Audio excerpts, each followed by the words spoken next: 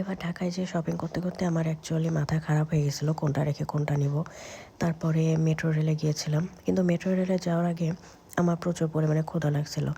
যেহেতু মিরপুরে ছিলাম, তো অ্যাকচুয়ালি ওইভাবে জানা ছিল না যে কোথায় ভালো খাবার পাওয়া যায়। তবে আগে দেখলাম কেএফসির কয়েকটা প্যাকেট আছে, তো চলে গেছিলাম মিরপুর 11-তে কেএফসিতে। So hello everyone, welcome back to my another video. চলেন আজকে আপনাদেরকে আমি মিরপুর কেএফসির ছোট একটা ভিউ শেয়ার করি। আমার হাতের কেএফসির প্যাকেটগুলো নিয়ে আমি সোজা চলে গেছিলাম কাউন্টারে। এমন না যে প্যাকেটগুলো জমা দিলে আপনি buy one get one fried chicken পাবেন। আর তার জন্য কিছু রুলস অ্যান্ড রেগুলেশনস আছে যেগুলো আমার জানা ছিল না, কারণ আমি ফার্স্ট টাইম ছিল। আর সবার প্রথমে বলে আই এম ভেরি সরি, আমার গলা একদমই বসে গেছে, ঠান্ডা লাগছে প্রচুর পরিমাণে। সো আপনাদেরকে একটু অকওয়ার্ড লাগতে পারে, তার জন্য আই এম সরি।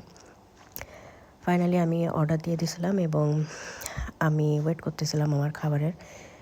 এর মধ্যে আপনাদেরকে আমি মিরপুর 11 যে কেএফসি ছোটো একটা রিভিউ, মানে আশেপাশে দেখতে কেমন সেটা একটু দেখাই।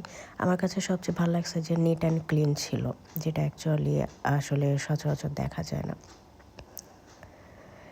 আর ওনাদের ডেলিভারি সেকশনটাও আলাদা ছিল, সেটা আমার কাছে একটা ইউনিক লাগছে। সো ফাইনালি আমার খাবার চলে আসছে।